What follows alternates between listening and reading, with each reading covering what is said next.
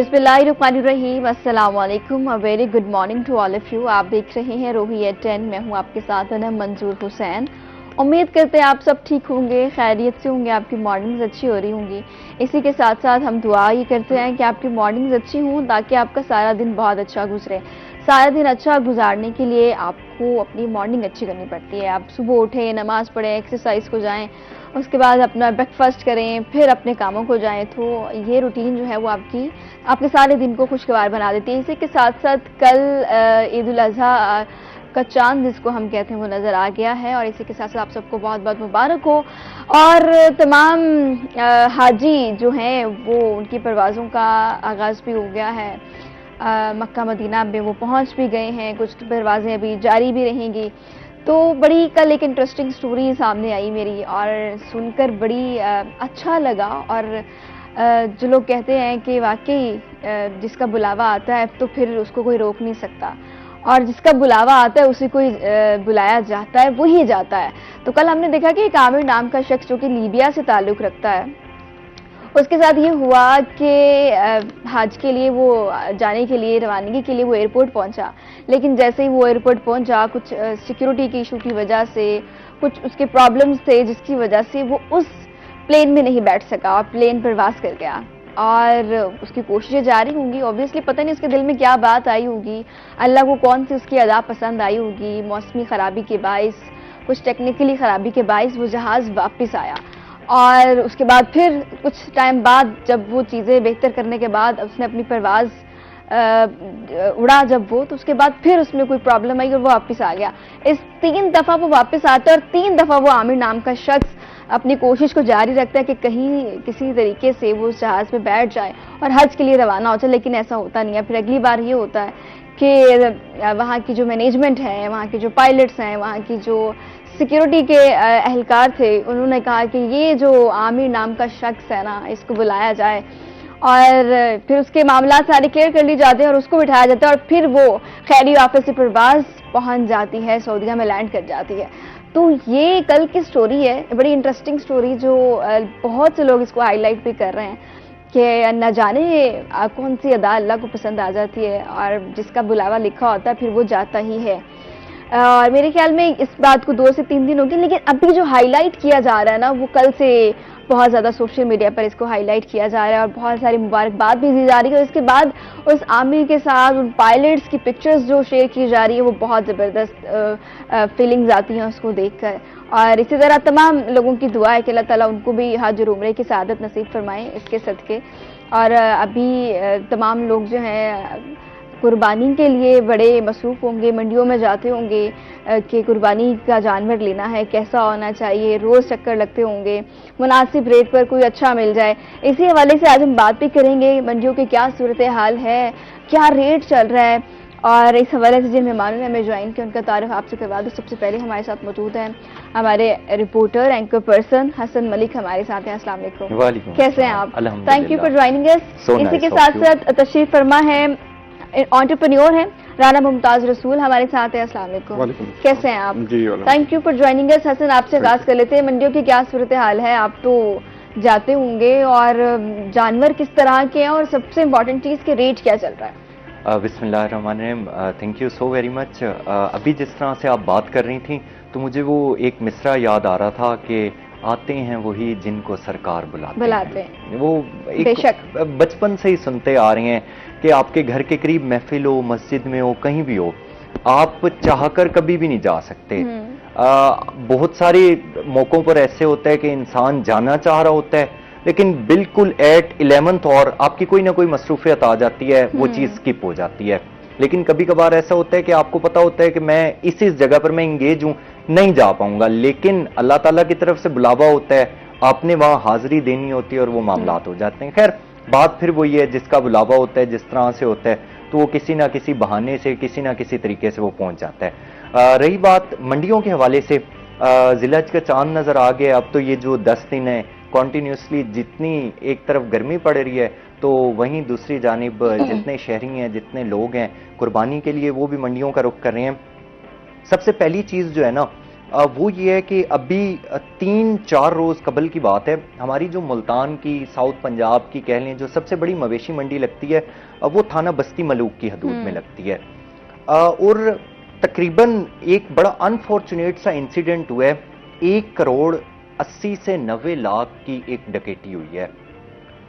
शहरी निकलते हैं मंडी में। अच्छा। 1 करोड़ 90 लाख की, तकरीबन अप्रोक्सीमेट 1 करोड़ 80 से 90 लाख के दरमियान मालियत थी। सबसे पहला सवाल तो हमारे जहन में ये आता है कि इतना ज्यादा कैश लेकर कोई कैसे आया होगा। मतलब अगर व्यापार भी है तो वो यूं कर सकता है कि अपना वो सौदा कर ले, उसके बाद कह ले मैं आपको ऑनलाइन ट्रांसफर कर दूंगा या किसी तरीके से।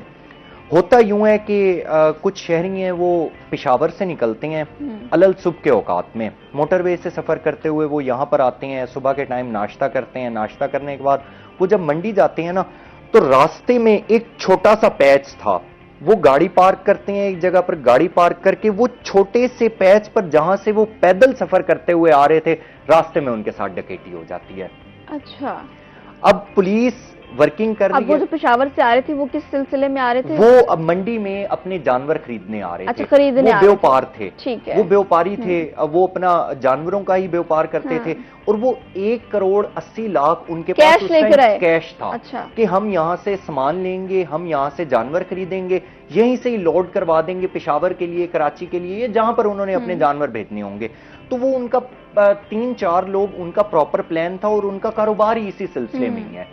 तो वो अब चीज जो मेन है ना, वो ये है कि एक अननोन बंदे को तो नहीं पता इसके बैग में खाना है, इसके बैग में क्या चीज है, कपड़े हैं या पैसे हैं।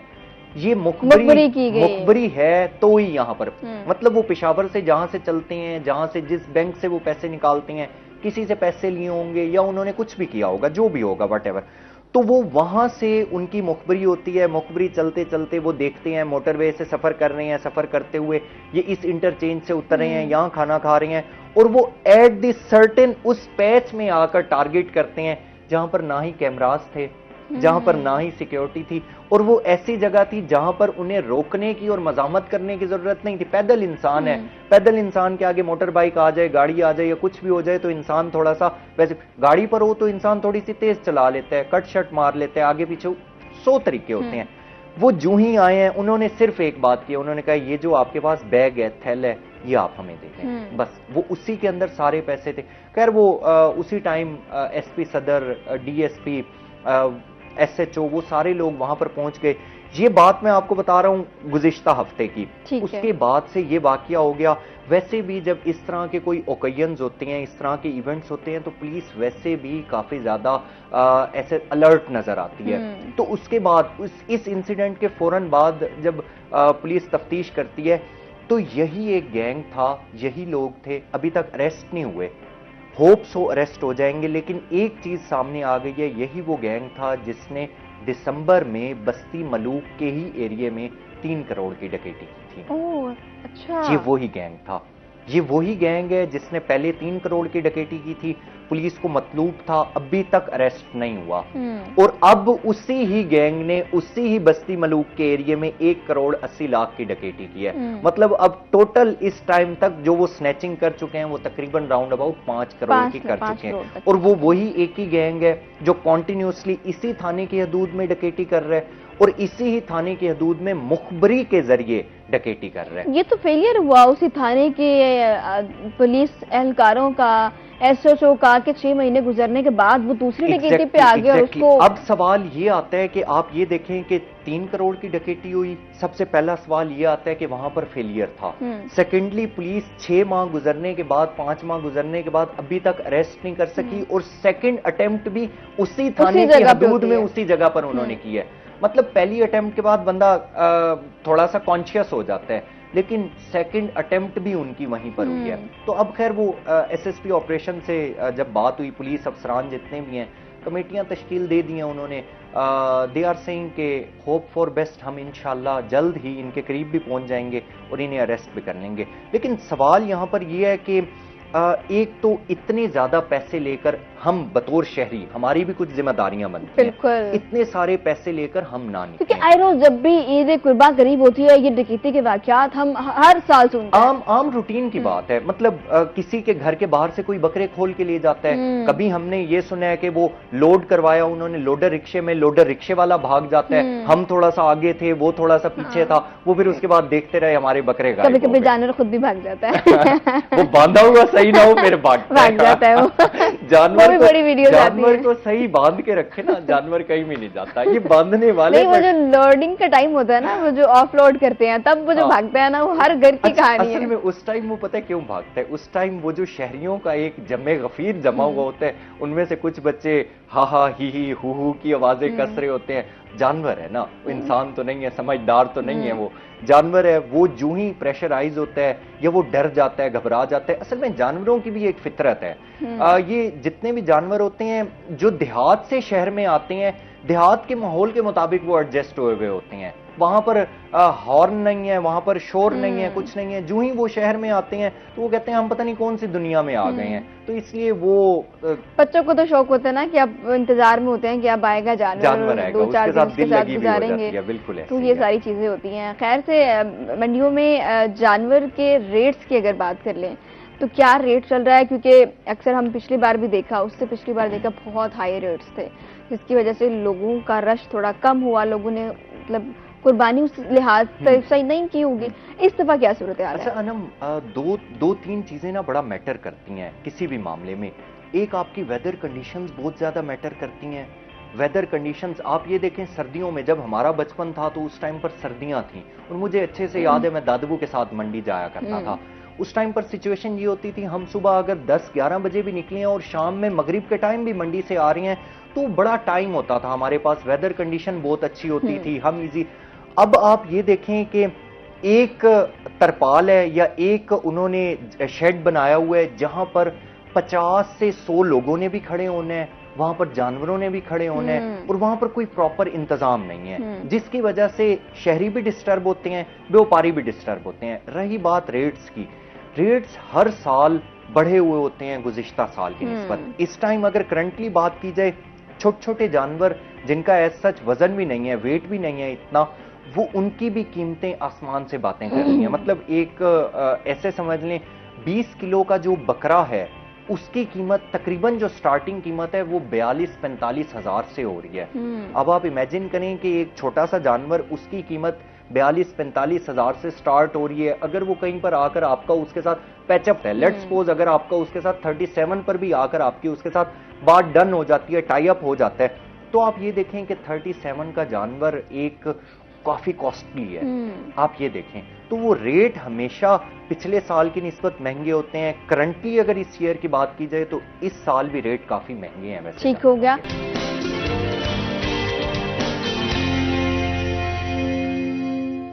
राना मुमताज रसूल साहब, आपकी तरफ है एक अच्छे कारोबार, क्योंकि आप एंटरप्रेन्योर हैं, एक अच्छे कारोबार की शुरुआत कहाँ से की जाए? एक अच्छे कारोबार की शुरुआत तो ये है कि रिसर्च की जाए, मार्केट की फिजिबिलिटी देखी जाए, मार्केट के हालात देखे जाएं, और सबसे बड़ी चीज़ है कि जो आप प्रोडक्शन करना चाह रही हैं या बिजनेस स्टार्ट करना चाह रही हैं कि मार्केट के अंदर उसकी वैल्यू क्या है, उसकी रिटर्न क्या है। बेसिकली कारोबार शुरू करना कोई प्रॉब्लम या मसला नहीं है, बात है कारोबार को शुरू करके उसके कंटिन्यू रखना है। 70% लोग ऐसे हैं जो बिजनेस को स्टार्ट करते हैं और देन आफ्टर 6 मंथ या 1 साल बाद वो लोग कहते हैं कि मैं इस कारोबार को बंद कर रहा हूँ या स्विच कर रहा हूँ या मुझे उसके अंदर नुकसान हो गया। तो उसका बेसिकली जो सबसे अहम जो पॉइंट होता है वो यही होता है कि उस कारोबार को शुरू करने के हवाले से उन्होंने रिसर्च क्या की, उन्होंने मेहनत क्या की जिसके अंदर। अब इसमें भी 2-3 चीज़ें हैं। एक तो ये है कि पहले आपने भी देखा होगा कि यूनिवर्सिटी से जो भी स्टूडेंट्स हमारे पढ़ के निकलते हैं या होती हैं तो उनको एक चीज़ करवाई जाती है, इंटर्नशिप। वो इंटर्नशिप करवाने का मकसद यही होता है कि उस जिस चीज़ को उन्होंने पढ़ा है या समझा है या जिसके अंदर 4 साल उन्होंने मेहनत की है, उसका बाद में फीडबैक क्या आ रहा है, उसके अंदर रिसर्च में क्या आ रहा है। सेम इसी तरीके से बिजनेस के हवाले से भी अगर आपकी ये सोच है कि आप कोई कारोबार शुरू करना चाह रहे हैं, अगर फ़र्ज़ किया कि हम अपने मेल के हवाले से हम देखते हैं कि हम कोई ट्रेडिंग शुरू करना चाह रहे हैं या हम कोई आर्डर शुरू करना चाह रहे हैं या कोई हम जनरल स्टोर शुरू करना चाह रहे हैं या कोई भी प्रोडक्शन का काम हम शुरू करना चाह रहे हैं, तो हमें ये चाहिए कि हम 6 महीने या कम से कम साल उस बिज़नेस के अंदर रिसर्च करें। फ़र्ज़ किया कि अगर वही बिज़नेस जो मैं शुरू करना चाह रहा हूँ वो ये भाई शुरू कर किया हुआ है इन्होंने, या इनका फैमिली बिजनेस है, तो मुझे ये चाहिए कि इनसे गाइडलाइन लें और इनके साथ थोड़ा सा ज्वाइन करें, उसको देखें उसको कि ये परचेजिंग कहाँ से कर रहे हैं, दूसरा ये प्रोडक्शन कैसे कर रहे हैं, तीसरा रॉ मटेरियल कौन सा यूज़ कर रहे हैं, मशीनरी कौन सी यूज़ कर रहे हैं, इनको रिटर्न क्या आ रहा है, मार्केट के अंदर क्रेडिट क्या हो रहा है, उसकी आफ्टर सेल सर्विस क्या है, ये चीज़ें मतलब बहुत सारी ऐसे पॉइंट हैं कि अगर उस बिज़नेस के अंदर हम उसको कर लें। अब आप ये देखें कि हम 20 साल 25 साल 30 साल हम जॉब करते हैं मुख्तलिफ इदारों के अंदर, और उस जॉब को करने के बाद हम ये कहते हैं कि हमने इस मुलाजमत से ये चीज़ अर्न की। क्या अगर इतने साल हम अपनी नौकरी के अंदर देते हैं तो क्या बिजनेस शुरू करने से पहले हम 6 महीने या साल नहीं दे सकते? वो डेफिनेटली हम दे सकते हैं, लेकिन थोड़ा सा 2-3 चीज़ें होती हैं। एक तो होती हैं कि ओवर कॉन्फिडेंस, कि हम लोग ओवर कॉन्फिडेंस बहुत होते हैं कि यार अगर वो कर रहा है फलां कर रहा है, हालांकि वो मेरे से इतना ज़्यादा काबिल भी नहीं है, तो मैं भी इसको कर सकता हूँ। तो बेसिकली बात ये नहीं होती, बिजनेस के अंदर चीज़ आइडिया होती है कि आपका आइडिया क्या है, किस आइडिया के ऊपर काम करें, किस तरीके से। तो ये कुछ बातें ऐसी हैं कि अगर इनके ऊपर गौर व खोज करके बिजनेस को शुरू किया जाए तो देन उसके फिर जो रिजल्ट हैं वो भी बेहतर और फ्रूटफुल होते हैं। दूसरी चीज़ ये होती है आजकल की यूथ जनरेशन ये कहती है कि आज कारोबार करें, कल हमें वो आना शुरू हो जाए। वो देखे ना, एक वो कहा जाता था पहले कि भाई पहले हट्टी फिर चट्टी और फिर खट्टी उसमें। तो ये बुजुर्गों की जो बनाई हुई मिसालें हैं वो डेफिनेटली वो एक रिसर्च है, एक उनका अपना एक विजन था, एक सोच थी। उसके बाद अब तो डेफिनेटली वो होता यही है, जिस तरह कहा जाता है कि रातों रात अमीर हो जाएं। आप किसी भी बड़े बिजनेसमैन को, किसी भी इंडस्ट्रियल को उठा लें और अगर आप उसकी हिस्ट्री पढ़ते हैं, आप उनकी बायोग्राफी पढ़ते हैं, तो आपको ये ज़रूर समझ आएगी कि उनके दादा ने ये काम शुरू किया, फिर उनके वालिद ने, फिर वो आए, उन लोगों ने किस तरीके से बिजनेस को स्टार्ट किया। मतलब है नस्लें लग जाती हैं कि बिजनेस को स्टार्टअप करते हुए। और यहाँ हमारे पास पैशन ही नहीं है। हम ये कहते हैं कि आज हम काम शुरू करें तो हमें महीने बाद बचेगा क्या, हमें 2 महीने बाद क्या होगा, हमारा कस्टमर क्यों नहीं आ रहा है।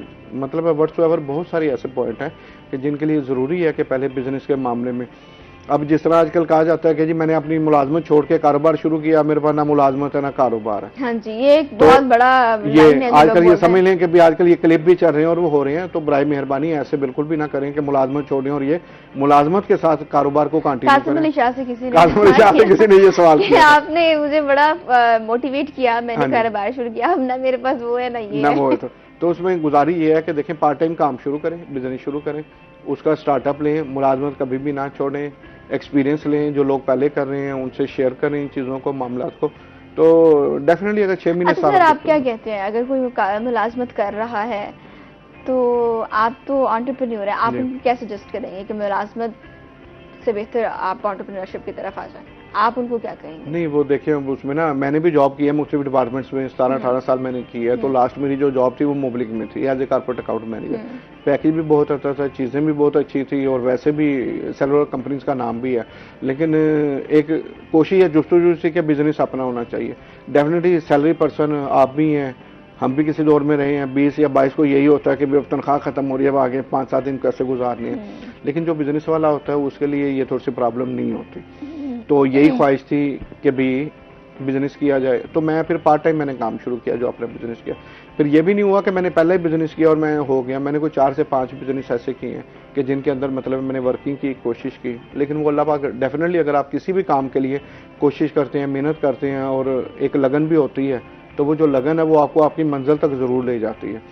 तो वो अल्हम्दुलिल्लाह अब उसके बाद जब बिज़नेस स्टार्ट किए और चीज़ें, और मैं ये सोचता हूँ कि उस मुलाजमत से बहुत अच्छा मेरा ये कारोबार बिजनेस है। वैसे भी अगर हम इस्लामी पॉइंट ऑफ व्यू से देखें तो जो कारोबार है उसमें मतलब है 90 जो दर्जे हैं वो आपकी तरक्की के, कोशिश के और मेहनत के बरकत होती है। हमारे जितने पैगम्बर गुजरे हैं किसी एक ने भी मुलाजमत नहीं की, सबने बिजनेस किया है, कारोबार किया है। मतलब है जिस तरीके से भी अगर हम उठा के अपनी हिस्ट्री को भी देखते हैं इस्लाम की, तो उसमें तिजारत को जो है ना वो बहुत ज़्यादा फ़रोग़ दिया गया। देन उसके बाद अब थोड़ा सा ये है कि जब हम पढ़ने जाते हैं स्कूलों के अंदर, तो माँ बाप कहते हैं मेरा बेटा पढ़ लिख के बाबू बनेगा, बड़ा अफसर लगेगा, सरकारी अफसर लगेगा और ये चीज़ होगा। हमारे जहनों में ये चीज़ बैठाई जाती है कि बच्चा हमारा पढ़ लिख के अफसर बनेगा। कभी भी किसी ने ये नहीं कहा कि ये अच्छा बिजनेस करेगा, ये अच्छा कारोबार करेगा। फिर दूसरा देख लें जो हमारे मुल्क की हालात हैं, गवर्नमेंट तो सबको जॉब्स नहीं दे सकती, इस तरफ सोचना जरूर पड़ेगा, आना जरूर पड़ेगा। आपके नज़दीक सबसे अच्छी फील्ड कौन सी है जिसमें आप बेहतरीन कारोबार कर सकते हैं? सबसे अच्छी फील्ड वो है कि जो आपके जहन और दिमाग को जो अच्छी लगे। हर इंसान की एक अपनी सोच है, एक अपना विजन है, और हर इंसान अपने ही पॉइंट ऑफ व्यू से सोचता है। हो सकता है कि मेरे अंदर ये वाली स्किल हो कि मैं एक अच्छा बिजनेसमैन बन के मैं एडवर्टाइजिंग के हवाले से या बाकी शोमों के हवाले से मैं कर सकता हूँ, लेकिन आपके अंदर जो स्किल्स है वो और है, जो भाई हैं उनके जहन में कोई और है। तो हमेशा हर वो चीज़, हर वो काम जो आपके जहन और दिमाग को अच्छा लगे, उसका एक बेनिफिट ये भी होता है ना कि ज़बरदस्ती एक कारोबार शुरू करवा दिया जाए, आफ्टर 6 मंथ आप कहें जी मेरी दिलचस्पी नहीं है या मैं नहीं उसमें करना चाह रहा। जो भी चीज़ शौक और ज़ौक़ के साथ शुरू की जाएगी तो डेफिनेटली उसके रिजल्ट भी अच्छे होंगे। ठीक हो गया। हसन, जदीद टेक्नोलॉजी के बायस किस तरह से मुलजिमान को पकड़ा जा रहा है? जदीद टेक्नोलॉजी जहां दुनिया एक तरफ जिद्दत की तरफ बढ़ती चली जा रही है, वहीं हमारी मुल्तान पुलिस, पंजाब पुलिस भी जदीद टेक्नोलॉजी की तरफ जा रही है। पहले ये होता था कि लेट्स सपोज मैं आपको एग्जांपल देता हूँ, अगर कोई मर्डर करता था तो उसका एक सर्टेन टाइम तक रिकॉर्ड रखा जाता था, ये कातिल है, देन उसके बाद वो फरार हो गया है, 1 साल 2 साल पुलिस उसके घर में, उसके जो हाइड आउट्स होते थे वहाँ पर छापे मारती थी, उसके बाद साइड लाइन हो जाता था वो सारा केस। लेकिन अब क्या है, अब जदीद टेक्नोलॉजी से हम जितने भी लोग हैं, हम तमाम लोगों का डाटा ये सारा का सारा नादरा के साथ लिंक होकर, और नादरा ने पंजाब पुलिस को दे दिया है। ठीक है कि जो इश्तिहारी मुल्जिमान हैं, जो क्रिमिनल रिकॉर्ड याफ्ते हैं, या जिन पर कोई पर्चे हुए हुए हैं, किसी ऐसी जगह पर, या लेट्स सपोज अगर मैं आपको एग्जांपल देता हूं, यहां पर अगर वो मशीन आ जाती है और उसमें अगर मेरा CNIC नंबर ऐड किया जाता है, तो वो तमाम डाटा दे देगा कि जी हसन के ऊपर कितने पर्चे हैं, किस चीज में ये इश्तिहारी है, या इसका बिल्कुल नील क्रिमिनल रिकॉर्ड है, वो तमाम चीजें। अब जदीद टेक्नोलॉजी से मैं आपको अगर कल की एक न्यूज दूं, कल की न्यूज ये थी कि जदीद टेक्नोलॉजी के जरिए 13 साल कबल जिसने थाना सिटी जलालपुर की हदूद में मर्डर किया था, वो मुल्जिम, इश्तिहारी मुल्जिम कल गिरफ्तार हो गया है।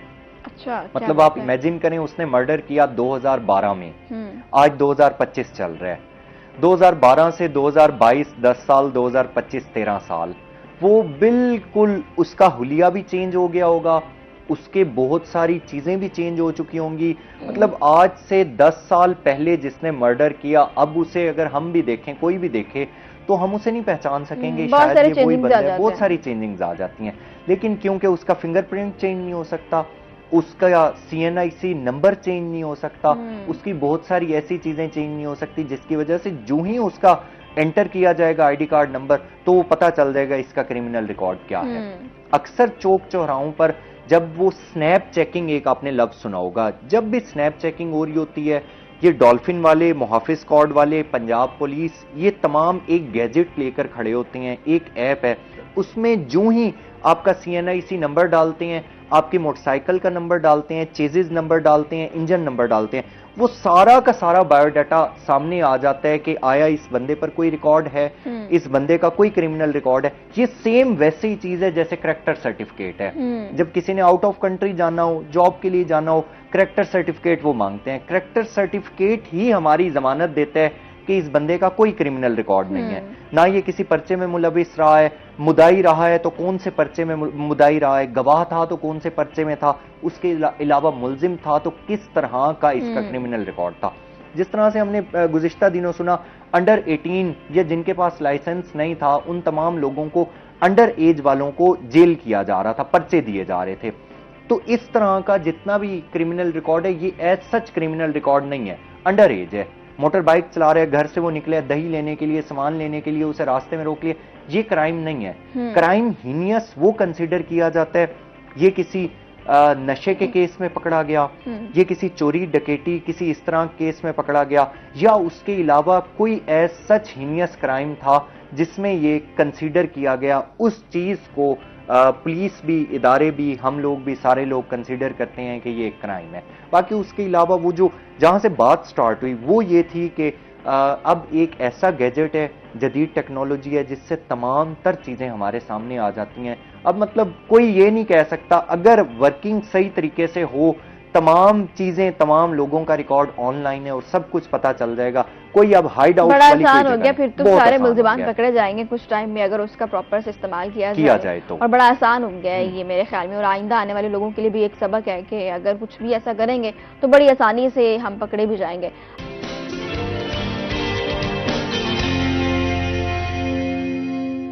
साहब आपकी तरफ आते हैं, जी। एक अच्छे कारोबार स्टार्ट करने से पहले आपको किन किन चीज़ों का ख्याल रखना है? एक तो ये, दूसरा ये कि उसके लिए आपके पास एक्सपर्टीज़ होना ज़रूरी है, किसी वर्कशॉप में जाएँ या कुछ सेमिनार्स हो रहे हैं इस हवाले से तो आप उसको अटेंड करें, ताकि आपको थोड़ी सा नॉलेज तो हो, नो हाउ तो हो कि आपने कारोबार करना कैसे है। बिल्कुल ऐसे ही। एक तो ये देखें कि थोड़ा सा गवर्नमेंट जो है ना वो भी इस चीज़ के ऊपर सोच रही है कि जो अल्हम्दुलिल्लाह पाकिस्तान वाहिद वो मुल्क है कि भी जो यूथ के हवाले से अल्हम्दुलिल्लाह हम 45 से 50% के करीब हमारी यूथ है। अच्छा, इसके हवाले से भी गवर्नमेंट ने बहुत से जो है ना डिपार्टमेंट शुरू किए हैं कॉलेजेस और इंस्टीट्यूट के अंदर, कोई आइडियाज़ बिजनेस के हवाले से, एंटरप्रेन्योरशिप के हवाले से शुरू किए हुए हैं। एक दूसरा थोड़ा सा यूनिवर्सिटीज़ के अंदर भी ये कॉन्सेप्ट थोड़ा सा चेंज हो रहा है कि इंटरप्रेन्योरशिप के बाकायदा डिपार्टमेंट बना दिए गए हैं। अच्छा। जी, जैसे एमरसन यूनिवर्सिटी है, उन्होंने भी इसको शुरू किया हुआ है और उसके अलावा BZU में भी अभी इसका डिपार्टमेंट बन गया। मैं तो मुख्तलिफ यूनिवर्सिटी और कॉलेजेस में जाता हूँ लेक्चर्स के हवाले से, तो हमें इन चीज़ों का हाव नाव होता है, पता लगता है इस हवाले से। एक तो इंटरप्रेन्योरशिप के ऊपर ये वाला काम हो रहा है। दूसरा, अब देखा जाए तो पिछली जो गवर्नमेंट रही है और अब जो गवर्नमेंट है, ये गवर्नमेंट भी बिजनेस के हवाले से, फिनांस के हवाले से फैसिलिटेट कर रही है। एक दूसरा, आपको शायद आपके इल्म में हो कि अब्दाली रोड पे एक फैसिलिटेशन सेंटर बनाया गया बाकायदा तौर पे कि जो लोग नया बिजनेस शुरू करना चाह रहे हैं, उन्हें जिन जिन डिपार्टमेंट से लेटर्स या कोई चीज़ों की ज़रूरत होती है वो उस हवाले से भी हेल्प आउट करते हैं। एक तो ये है। अब दूसरा एक ये था कि मोहतरमा मरियम साहबा ने जो लोन शुरू किया है यूथ के हवाले से और बिजनेस के हवाले से जो वो दे रहे हैं, और उसके ऊपर काम भी बहुत तेज़ी से शुरू है और लोगों को वो मिल भी रहा है। अब उसकी मुख्तलिफ कैटेगरीज रखी गई हैं। अगर आप पहले ही ऑलरेडी वर्किंग कर रहे हैं, बिजनेस कर रहे हैं, तो आप वहाँ से वो लोन भी ले सकते हैं और इजीली आपको मिल जाएगा। डेफिनेटली आपके पास डॉक्यूमेंटेशन भी होगी। अगर आप कोई नया बिजनेस शुरू करना चाह रहे हैं तो उसके लिए कोई 10 लाख रुपए तक की जो लोन की लिमिट है वो भी रखी गई है कि अगर आप उसको स्टार्ट करना चाह रहे हैं। दूसरा, थोड़े से जो इंडस्ट्रियल एरिया के जो फेज़ हैं वहाँ पे भी इस तरह के छोटे छोटे इंस्टीट्यूट, इदारा 2 बना दिए गए हैं कि जो बिजनेस के हवाले से गाइडलाइन दे रहे हैं। बेसिकली देखें, सीखने के हवाले से आपके पास अगर सोच है और आप ये चाह रहे हैं कि आप बिजनेस करना चाह रहे हैं, तो इस वक्त हुकूमत बड़ी संजीदगी से इस चीज़ के ऊपर गौर कर रही है। डेफिनेटली अब हुकूमत इतने लोगों को रोज़गार भी नहीं दे सकती जितने लोग तैयार हो रहे हैं। एक दूसरा, थोड़ा सा कोरोना के बाद जो थोड़ा सा इंटरनेशनली थोड़ा सा माहौल चेंज हुआ है, जो ऑनलाइन बिजनेस की तरफ लोग आए हैं, ऑनलाइन ट्रेडिंग के ऊपर लोग आए हैं और बाकी उसके ऊपर जो वर्किंग हो रही है। अब आपको पहले तो कोई इक्का दुक्का में नौजवान मिलते थे जो हमें कहते थे कि हम इन चीज़ों के ऊपर काम करें, लेकिन अब तो मेरा ख्याल है कि हमें बहुत सारे ऐसे नौजवान मिलते हैं जो कहते हैं कि मैं ऑनलाइन काम भी कर रहा हूँ और अर्निंग भी कर रहा हूँ और अर्निंग भी अच्छी खासी कर रहा हूँ। ये आपके उसमें भी होगा। अच्छा, फिर दूसरा, जिस तरह डिजिटल के हवाले से बात हो रही थी कि चीज़ें बहुत सारी चेंज हो रही हैं, तो बहुत सारे लोग हैं, बहुत सारे ऐसे यूथ के नौजवान हैं कि जो यूट्यूब के ऊपर भी अर्निंग कर रहे हैं, फेसबुक के ऊपर भी आ रहे हैं, डिजिटल चीज़ों के ऊपर भी आ रहे हैं। अब आपको मैं थोड़ा सा दूं कि अब ख़वातीन के हवाले से अगर हम बात करते हैं, मैंने 2 से ज़्यादा ऐसे ग्रुप मेरे पास ज्वाइन किए हुए हैं कि जो फीमेल हैं, जो एक तो कुकिंग के हवाले से उन्होंने ग्रुप्स बनाए हुए हैं। वो डेली बेसिस पे जो भी तैयार करते हैं उसका मेन्यू वो एक दिन पहले ग्रुप में डाल देते हैं। बहुत सारे ऐसे दफातर हैं, इंस्टीट्यूट हैं, इदारे हैं कि जो उनसे डेली बेसिस पे खाना मंगवाते हैं और उनको फिर वीकली बेसिस पे या 15 दिन बाद या महीने बाद उनको पेमेंट दे रहे हैं और उनका वो बिजनेस रन हो रहा है। और दूसरी जो चीज़ चेंज हुई है कि ज्वेलरी के हवाले से ये इसके ऊपर हमने वर्कशॉप भी करवाई है, ड्रेसिंग के हवाले से, फीमेल्स के हवाले से उसके ऊपर भी वर्किंग हो रही है। बहुत सारी ऐसी खवातीन हैं जो घरों में बैठे इनके ऊपर भी काम कर रही हैं। तो जब खवातीन इन चीज़ों के ऊपर काम कर रही हैं और वो हो रही हैं, तो डेफिनेटली जो यूथ है वो भी इन चीज़ों को देख के मोटिवेट भी हो रही है, इनके ऊपर काम भी कर रही है। ठीक हो गया। हसन, पुलिस ट्रेनिंग कॉलेज में जो पासिंग आउट रही है वो उसके बारे में बताएं कि वो क्या चीज़ें रही हैं। कामयाबी इंसान को हमेशा बहुत अच्छी लगती है, नाकामी पर इंसान को दुख होता है। कामयाबी पर सिर्फ एक आपकी ज़ात खुश नहीं होती, आपकी ज़ात के साथ मंसूब जितने रिश्ते होते हैं वो भी खुश होते हैं। बिलीव इट, वो कामयाबी के, खुशी के जो आंसू इंसान देखता है ना किसी के, अपनी ज़ात के लिए तो खुशी सबको होती है। जब आप किसी को कामयाब होता हुआ देखते हैं और उसके साथ जो जुड़े रिश्ते होते हैं वो उसकी कामयाबी से खुश हो रहे होते हैं, तब आपको एहसास होता है कि कामयाबी कितनी लोगों को अच्छी लगती है। रिक्रूट्स थे तकरीबन 1500 प्लस रिक्रूट्स का बैच था, 4 बैचेस थे पुलिस ट्रेनिंग कॉलेज मुल्तान में। पंजाब के मुख्तलिफ अजला से आए हुए थे, कांस्टेबल रैंक के थे। आप यकीन करें, एक मैं खुद आई विटनेस हूँ, एक वालदा अपने बच्चे का माथा चूम रही थी और उसके आंसू निकल रहे थे।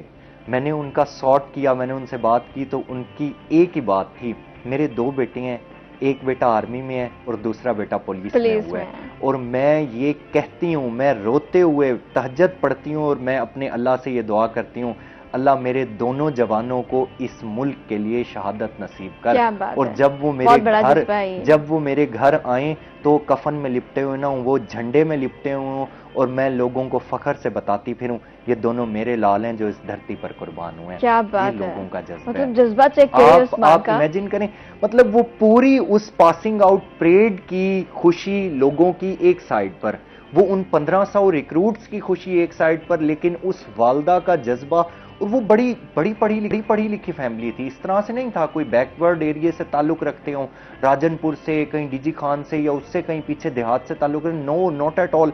उनके वालिद साहब सर्विस कर रहे थे, ऑफिसर थे वो किसी गवर्नमेंट जगह पर, वो खुद आंटी जो थी वो बड़ी पढ़ी लिखी थी, लेकिन उनका एक ही मानना था, एक ही बात थी कि मेरे 2 बेटे हैं और दोनों बेटे अगर इस वतन पर शहादत हासिल करें तो मैं लोगों को बार बार बताऊंगी, मैं 2 शहीद बच्चों की माँ हूं जिन्होंने इस मट्टी के लिए, इस वतन के लिए कुर्बानी दी है। क्या बात है, ये बहुत बड़ा जज्बा है उस माँ का कि इतना बड़ा उसने बोला। हालांकि वैसे तो बहुत सारी माएँ ऐसी हैं जिनके बच्चे आर्मी में हैं, और उनका जिनके बच्चे आर्मी में होते हैं ना, उनका हौसला इसी तरह बुलंद होता है।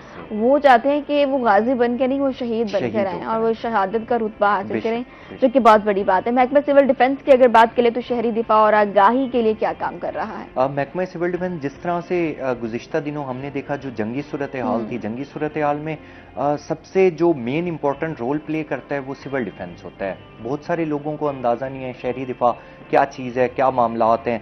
तो महकमा सिविल डिफेंस आपको आगाही देता है कि आपने इमरजेंसी की सिचुएशन को किस तरह से हैंडल करना है। आम रूटीन में क्योंकि गुज़िश्ता कई अरसे से हम लोग जंग की सूरत हाल में नहीं थे, तो महकमा सिविल डिफेंस के जो जंगी आलात थे, जंगी चीज़ें थी, वो भी इक्विपमेंट्स उनके सारे पुराने थे, और वो जंग के रिलेटेड एज सच तरबियत भी नहीं दे रहे थे अपने वॉलंटियर्स को। वो वॉलंटियर्स को तरबियत क्या दे रहे थे कि आपने शहरियों को बताना है कि आग लग जाने की सूरत में क्या करना है, सिलेंडर ब्लास्ट हो जाए आपने क्या करना है, अल्लाह ना करे इमारत गिर गई है आपने क्या करना है, इन चीज़ों पर वर्किंग हो रही थी। तो स्टिल अब क्योंकि जंग की सूरत हाल के बाद इन्होंने तकरीबन पूरे पंजाब से 50,000 वॉलंटियर्स भर्ती करने हैं, इन्होंने मुल्तान के हिस्से में तकरीबन 10-1 हज़ार वॉलंटियर्स आ रही हैं, वो भर्ती करने का सिलसिला भी जारी है। और उसके अलावा अभी भी स्टिल वो आग बुझाने के आलात यूज़ किस तरह से करना है, हमारे ऑफिस में या किसी भी जगह पर हम जाएं, आलात तो मौजूद होते हैं लेकिन इस्तेमाल करने का तरीका नहीं आता, तो शहरियों को आगाही दी जाती है इस्तेमाल किस तरह से करना है, आपने यूज़ किस तरह से करना है, और पैनिक क्रिएट करने के बजाय उस सिचुएशन में आप अपनी जान भी बचाएं, लोगों की जान भी बचाएं। ठीक हो गया, thank you very much Hasan, बहुत शुक्रिया, आपने वक्त दिया और बड़ी अच्छी चीज़ें शेयर की, यकीनन आवाम के लिए बहुत फ़ायदेमंद होंगी। चीज़ ये है कि अब हमारी यूथ एंटरप्रेन्योरशिप की तरफ जाना चाहती है, उनके ख्वाब जो है वो एंटरप्रेन्योरशिप से जुड़े हैं। जैसे ही वो अपनी डिग्री कंप्लीट करके निकलते हैं तो ज़्यादातर लोग ये चाहते हैं कि अपना कारोबार स्टार्ट करें। अपने कारोबार में बहुत सारे चैलेंजेस भी फेस करने पड़ते हैं, जिस चीज़ की आगाही देना बड़ा ज़रूरी है कि आप जब किसी कारोबार में कदम रखते हैं तो ऐसा नहीं होता कि रातों रात ही आप अर्निंग करना शुरू कर दें। तो राना साहब ये जानना चाहूँगी कि अगर आप एक कारोबार शुरू करते हैं तो आपको कौन कौन से चैलेंजेस फेस करने पड़ते हैं, उससे गुजर कर फिर कामयाबी की राह और मंजिल आपको मिलती है? एक तो देखें, जो सबसे बड़ा जो चैलेंज है ना कि सरमाए को मद्देनजर ज़रूर रखना चाहिए। कई लोग होते हैं कि कारोबार शुरू कर दिया, बिजनेस स्टार्ट कर दिया, प्रोडक्शन होगी, देन उसके बाद डेफिनेटली मार्केट में जब आपने माल देने जाना है और कोई नई प्रोडक्ट देनी है तो वो कैश के ऊपर तो सेल नहीं होगी, वो क्रेडिट के ऊपर मार्केट में जाती है, और उसको दोबारा सर्कल में जाने के लिए आपको फिनांस जो है ना वो बहुत ज़्यादा ज़रूरी है, एक चीज़। दूसरी चीज़ ये होती है कि जो आप प्रोडक्शन कर रहे हैं, जो आप बिजनेस कर रहे हैं, उसका जो रॉ मटेरियल आया है उसकी दस्तयाबी आसानी से है। बहुत सारी चीज़ें ऐसी होती हैं कि जो बाहर से आती हैं और यहाँ पे होती हैं। हम बिज़नेस स्टार्ट कर लेते हैं, देन उसके बाद हमें पता लगता है कि ये मटेरियल तो शॉर्ट हो गया, तो ये भी एक स्टॉक ही मेंटेन करना। अच्छा, तीसरी चीज़ ये होती है कि हम लोग थोड़े से इस हवाले से बड़े ओवर कॉन्फिडेंस होते हैं कि हर डिपार्टमेंट को हम संभाल लें, ऐसा मुमकिन नहीं है। आपको प्रोडक्शन के लिए अलग स्टाफ की ज़रूरत है, मार्केटिंग के लिए अलग स्टाफ की ज़रूरत है, और उसके अलावा जो सबसे मेन चीज़ होती है वो होती है कि मार्केटिंग जो आपकी प्रोडक्ट की है उसकी फिजिबिलिटी, उसकी अवेलेबिलिटी, उसकी नज़र आना, उसका मार्केट में पता लगना, उसका नए लोगों के पास कस्टमर तक उस चीज़ का नॉलेज पहुंचना, ये भी बहुत ज़्यादा ज़रूरी होती है।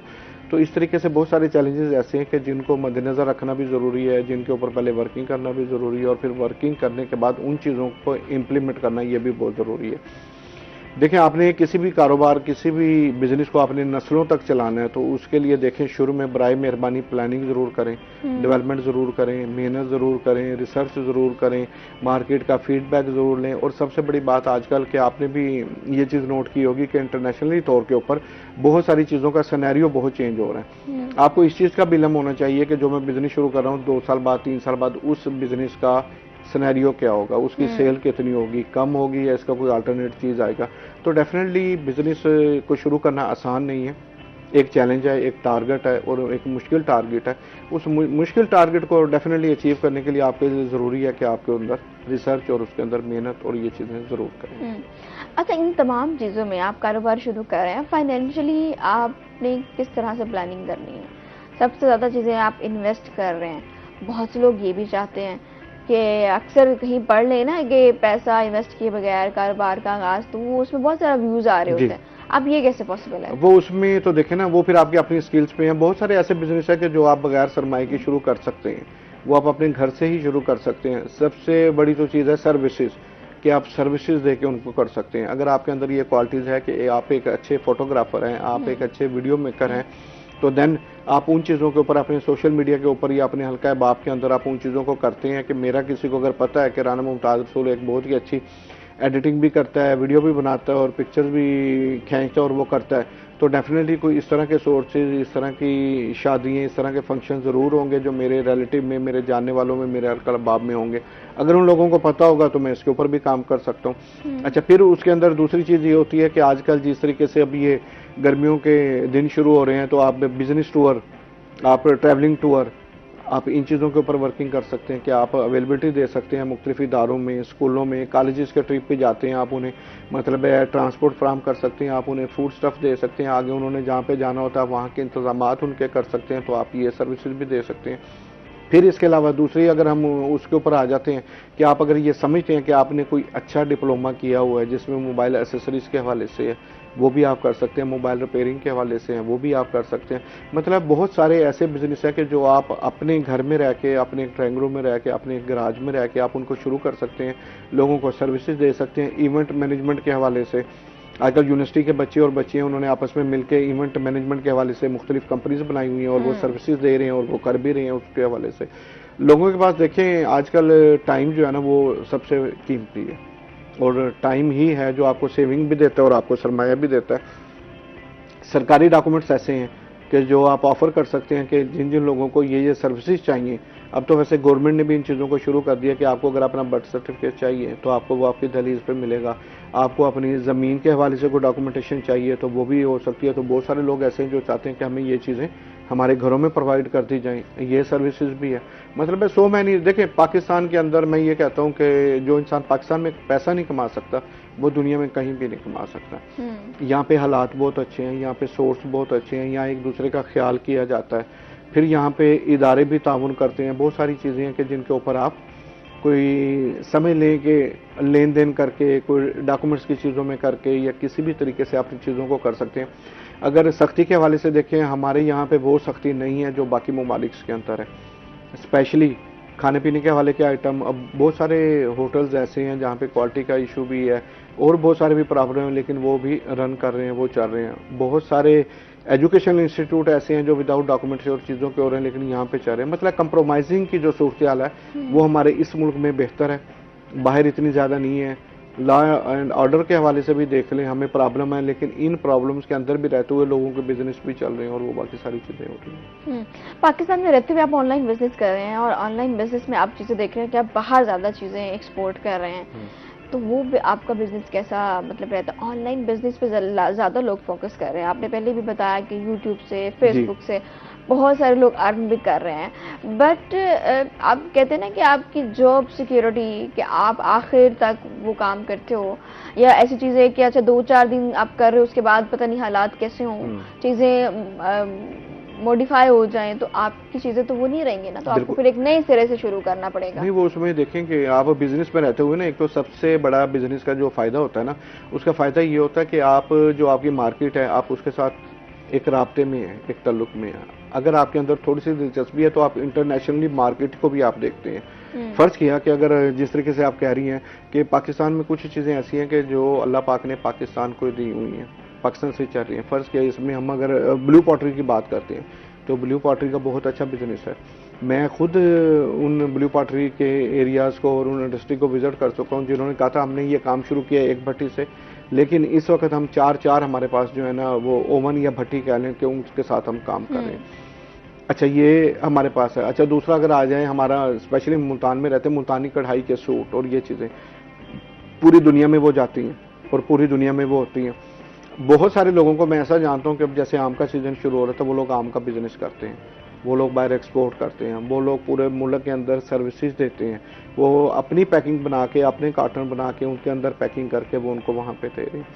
फिर सीज़न के अंदर मुल्तान का जो सोन हलवा है वो भी बहुत सारी जगहों पे जाता है, बल्कि बहुत सारे ऐसे भी हमें मिले हैं कि जो कहते हैं कि हमारा ज़्यादा काम ही एक्सपोर्ट का है और हम वो बाहर देते हैं।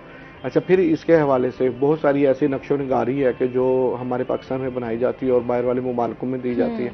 कहने का मतलब है आपके पास विज़न ज़रूर हो, आपके पास सोच ज़रूर हो, वो फिर अल्लाह पाक आके देखें मंजिलें और चीज़ें वो बन जाती होती हैं। बहुत सारी चीज़ों के अंदर हम लोग दूसरे इदारों से, अपने सीनियर से रहनुमाई नहीं लेते, हम उनके से पूछना गवारा नहीं करते, हम उनके पास कोई इंटरप्रेन्योरशिप के हवाले से ट्रेनिंग नहीं लेते, कोई स्किल्स नहीं लेते।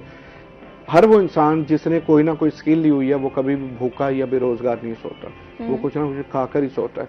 अब ये देखें, गर्मियों के जैसे स्टार्ट था, एसी की सर्विसेज के हवाले से होती है, तो जब भी किसी एसी वाले को फ़ोन किया जाता है वो कहता है जी मेरे पास 3 या 4 दिन टाइम ही नहीं है। सेम इसी तरह प्लम्बरिंग है, इलेक्ट्रॉनिक्स है और बाकी चीज़ें हैं। कहने का मतलब बहुत सारे बिजनेस आइडियाज़ ऐसे हैं, वर्किंग ऐसी हैं कि जिनके ऊपर आप काम करें तो वो चीज़ें आपको डेफिनेटली वो ज़रूर मिलती हैं और उसका पे बैक भी होता है आपको।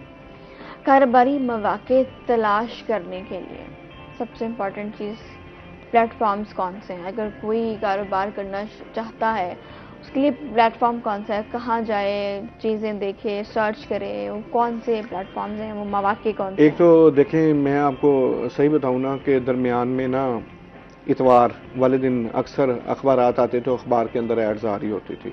उनको पहले ये चीज़ ये होती थी कि हमें सर्विसेज के हवाले से इन वेंडर्स की और इन लोगों की ज़रूरत है। एक तो सबसे पहले छोटी सी अपनी कंपनी बनाएं, उसको रजिस्टर ज़रूर करवाएं। कहीं भी आप काम करेंगे आप एनटीएन का होना भी ज़रूरी है और बहुत सारे इदारे ऐसे हैं जो सेल टैक्स नंबर भी आपसे लेते हैं। अब आजकल तो एनटीएन डेफिनेटली जब से ये थोड़ा सा सिलसिला शुरू हुआ है, इनकम टैक्स के हवाले से सख्ती भी की गई और बाकी चीज़ें एनटीएन सबका ही ऑलमोस्ट है। अगर नहीं भी है तो विद इन 2 आवर्स वो तकरीबन बन जाता है आपका एनटीएन, उसके साथ सेल टैक्स नंबर। आप किसी भी जगह पे सर्विस प्रोवाइडर के हवाले से आप काम करते हैं या वहाँ पे आप बिजनेस शुरू करना चाह रहे होते हैं तो आपके पास अगर ये 2 चीज़ें हैं तो आप वहाँ पे एंटर हो रहे होते हैं। दूसरी चीज़ ये होती है कि आप उस बिजनेस के अंदर आप नफ़े की रेशो वो ना रखें जो होनी चाहिए। ठीक हो गया, थैंक यू वेरी मच, बहुत शुक्रिया सर, आपने वक्त दिया।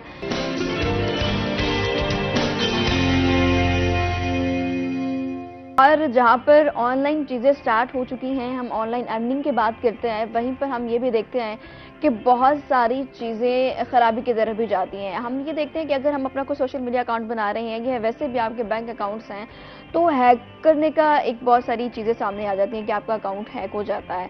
ये चीज़ें कहाँ से होती हैं या फिर आपकी चीज़ें लीक कहाँ से होती है? ऑब्वियसली जब चीज़ें हैक की जाती हैं तो फिर उसके बाद से लीकेज का सिस्टम ये शुरू किया जाता है। बहुत से लोग परेशान भी होते हैं, बहुत सी सेलिब्रिटीज़ ऐसी हैं, यूट्यूबर्स हैं, ब्लॉगर्स हैं जिनकी वीडियोज़ भी लीक हो जाती हैं और फिर बाद में पता चलता है कि वो सिस्टम हैक किया जाता है, उसके बाद ये सारी चीज़ें सामने आती है। अब हैकर इसी के साथ साथ एक हैक करने का तरीकाकार क्या होता है? अगर चीज़ें हैक हो जाती हैं तो फिर आपको कैसे मालूम होता है कि आपकी चीज़ें हैक हो चुकी है? फॉर एग्जांपल अगर आपका कोई फेसबुक अकाउंट है, यूट्यूब अकाउंट है, अगर वो हैक हो गया है तो आपको कैसे पता चलेगा कि वो हैक हो गया? अगर हैक हो जाता है तो फिर उसके बाद उसको सेट करने में कितना वक्त लगता है? कैसे आप अपनी चीज़ों को रिकवर कर सकते हैं, उसको अप्रोच देने से रोक सकते हैं? इस पर आज हम बात करेंगे। एक बहुत बड़ी सेलिब्रिटी हमारे साथ है जिन्हें एक्सपर्ट कहा जाता है, इस फील्ड का आईटी एक्सपर्ट हैं। तनवीर नांडला साहब हमारे साथ हैं। अस्सलाम वालेकुम जी। वालेकुम कैसे हैं आप? अल्लाह का शुक्र। Thank you very much. मैं ये भी बता दूं कि ये सदारती अवार्ड याफ्ता भी हैं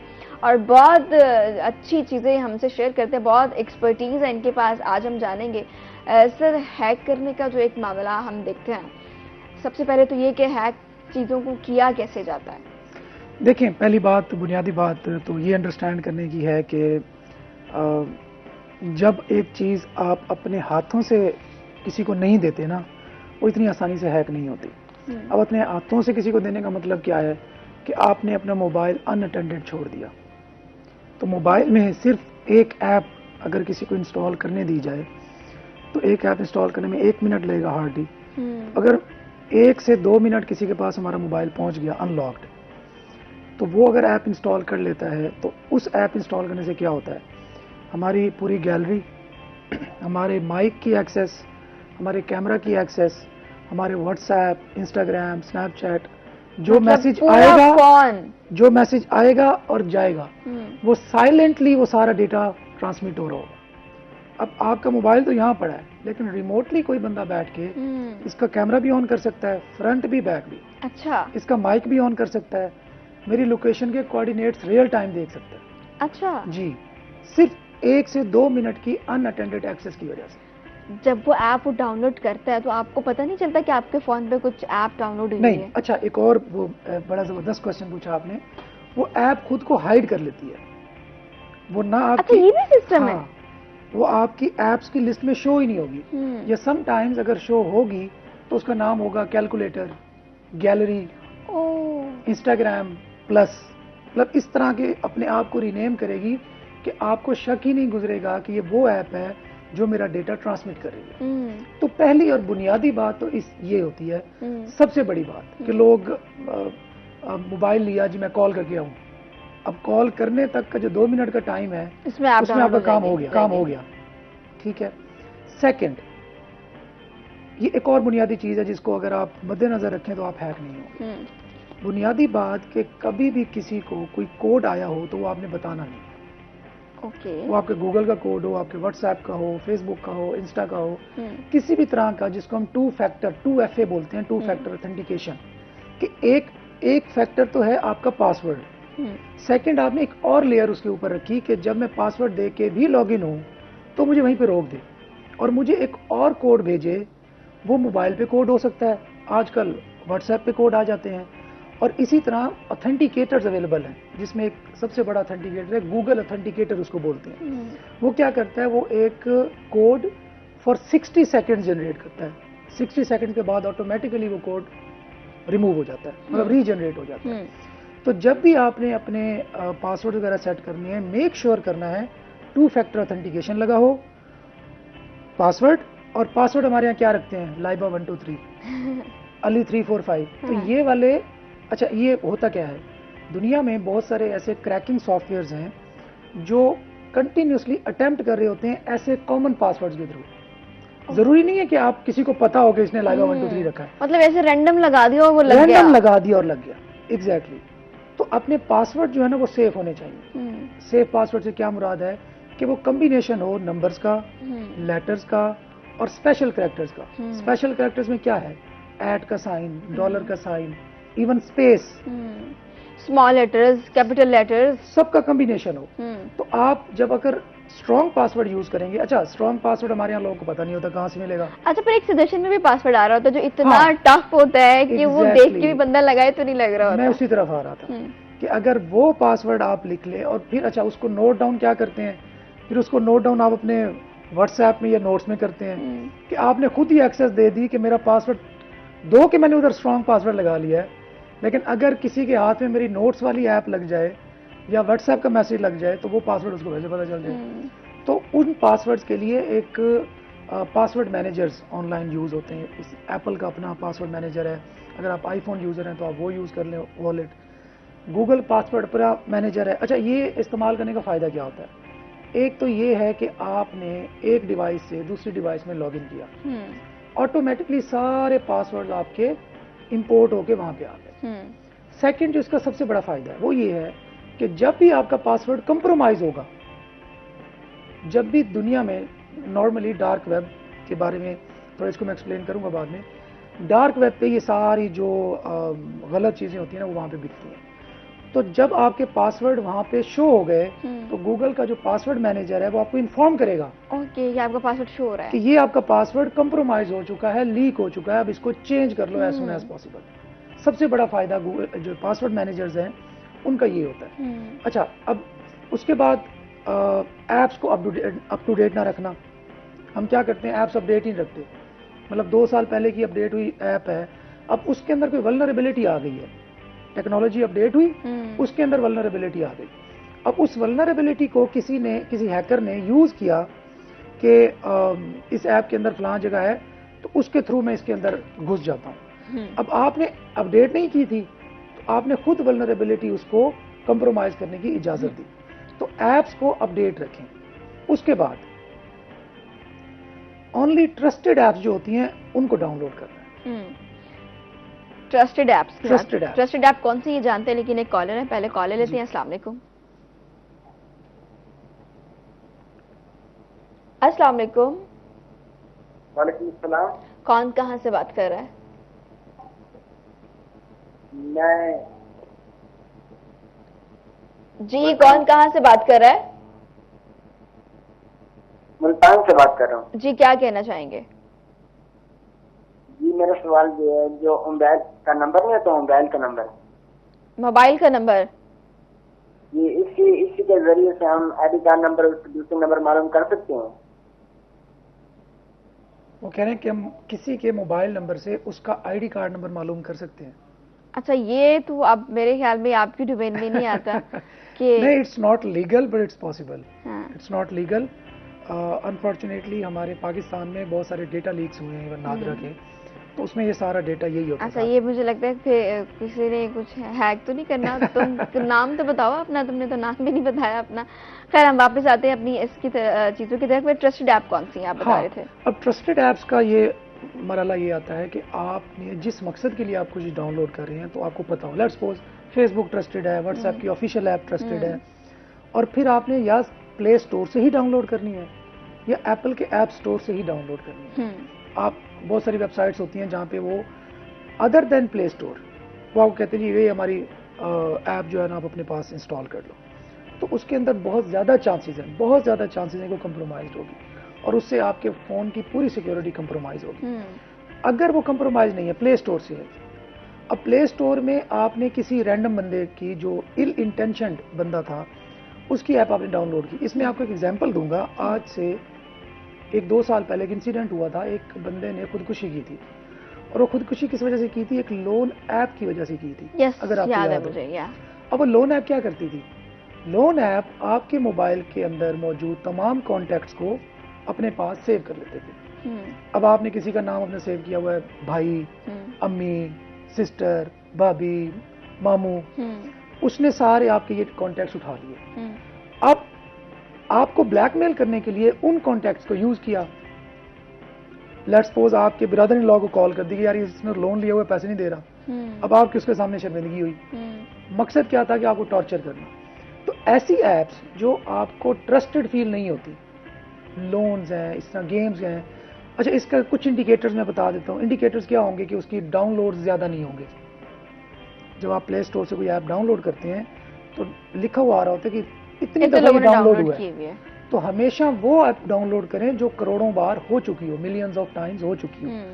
क्यों? क्योंकि गूगल की ऑथेंटिकेशन और उसका ट्रस्ट, उसकी ऑथेंटिसिटी, हर चीज़ डेवलप हो चुकी होती है। नॉर्मली जो हम आम तौर पे, अच्छा अभी हम स्कैम्स का जिक्र करें तो बहुत सारी ऐप्स आजकल पोंजी स्कीम्स की ऐप्स आई हुई हैं। उसमें क्या होता है जी, आप कोई भी आप इन्वेस्ट करें और आपको डबल करके पैसे आपको वापस मिल जाए। वो आपके साथ फाइनेंशियल फ्रॉड तो कर ही कर रहे हैं, लेकिन वो आपके मोबाइल का डेटा भी चोरी कर रहे हैं। अच्छा, उसमें आपने गैलरी की एक्सेस दी तो आपकी गैलरी की जितनी फोटोज हैं, वीडियोज हैं, उन तक एक्सेस हो गई उनकी। कॉन्टैक्ट्स की एक्सेस दी आपने, कॉन्टैक्ट्स ही चली गई। लोकेशन की एक्सेस दी आपने, वो आपकी रियल टाइम लोकेशन एक्सेस कर सकते हैं। तो इस तरह की बहुत सारी जो है ना चीज़ें, ये बेसिक चीज़ें मैंने आपको बताई हैं। अगर अच्छा, आखिरी बात, कोई फाइल आपको सेंड करता है वो आपने डाउनलोड नहीं करनी। डाउनलोड नहीं करनी। अच्छा, फिर स्पेशली व्हाट्सएप के थ्रू। ओके। एक फाइल आ गई, लेट्स सपोज आपकी फाइल है जी .apk, वो डिस्गाइज भी हो सकती है, वो उसको ऐसे भी बना के भेज सकता है कि ये आपकी जी मैं आपको अपनी फोटो भेज रहा हूँ, मैं आपको अपनी कोई वीडियो जानने भेज रहा वाला है हूँ। वो डॉक्यूमेंट्स को चीजें भेज रहा है, तो हम तो वो फाइल खोल के देखेंगे ना अभी क्या चीज भेजी है। हाँ, मतलब उसमें डिस्गाइज में वो इन्फेक्टेड फाइल भी हो सकती है जो कि आपके पूरे मोबाइल को कंप्रोमाइज कर सकती है। सो हमेशा वो फाइल ओपन करें जो आपके ट्रस्टेड बंदे की तरफ से आई है और वो ट्रस्टेड फॉर्मेट में है। अगर आपने, मैं एक सजेशन दूंगा, सॉरी आपने सुबह जल्दी उठा लिया तो इस वक्त जरा तो आप लेट्स सपोज आपको किसी ने डॉक फाइल भेजनी है, ठीक है,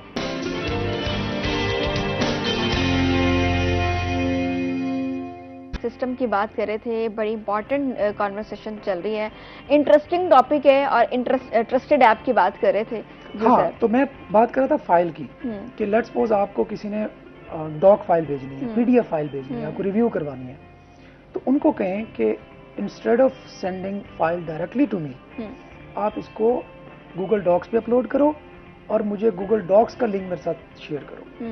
इसी तरह अगर पीडीएफ जनरेट करनी है तो वो भी ऑनलाइन गूगल डॉक्स के थ्रू, गूगल शीट्स के थ्रू, गूगल स्लाइड्स के थ्रू वो लिंक शेयर करके उस तरह मेरे साथ शेयर करो।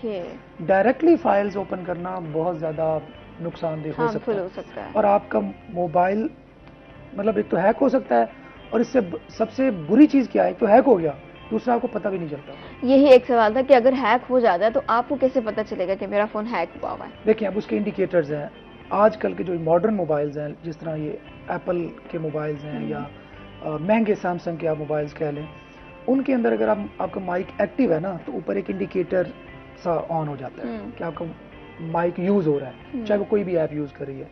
इस तरह जब आप कैम ऑन करते हैं तो कैम का भी इंडिकेटर आ जाता है। तो ये तो मॉडर्न है, ये बता देते हैं, ठीक है।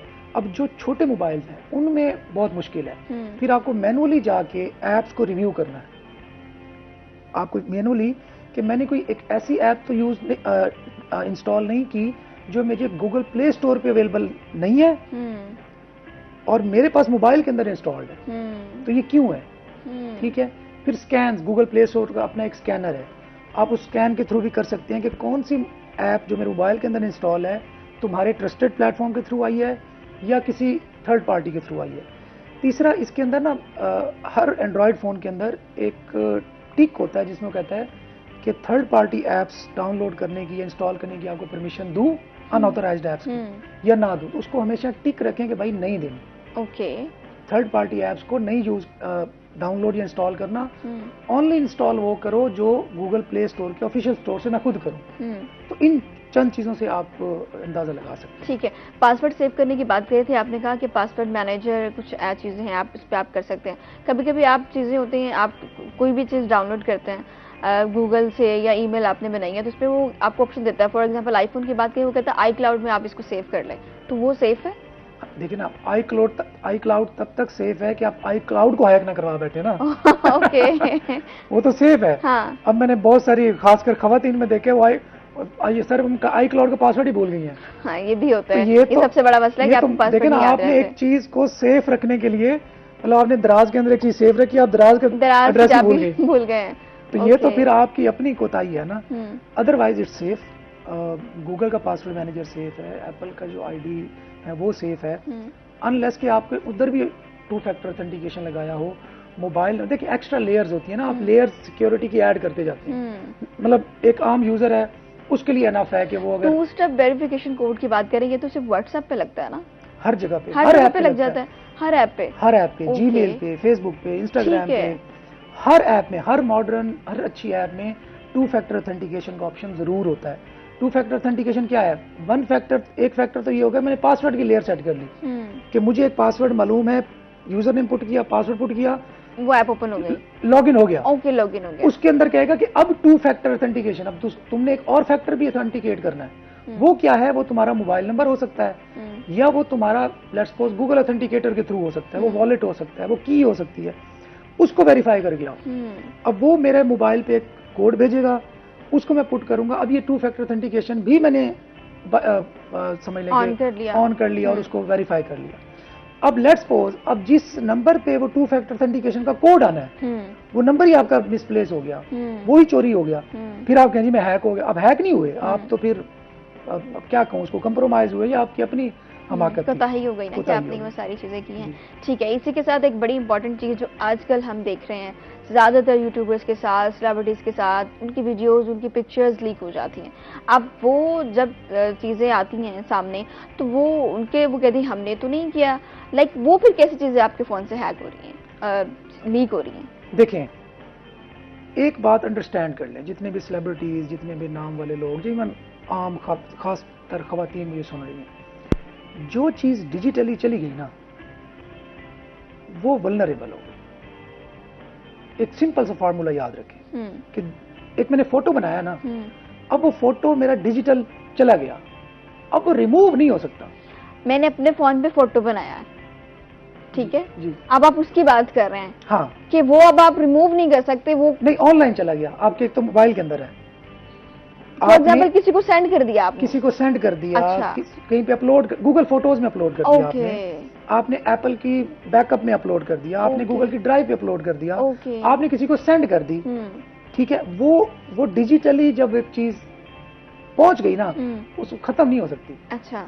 जो आपके मोबाइल के, अब आपने पूछा कि मोबाइल के अंदर, मोबाइल के अंदर एक चीज कैप्चर हो गई है, वो भी खत्म नहीं हो सकती। कैमरे की बात करिए, कैमरे से कैमरे आपने में। एक पिक्चर Yes, वीडियो बना ली है, yes, वो भी नहीं खत्म नहीं हो खत्म सकता, हो आप सकता। अगर कर भी दें उसको? कर भी दें। ओके। आपने फोटो बना ली अपने मोबाइल ठीक के है। अंदर, वो खत्म नहीं हो सकती।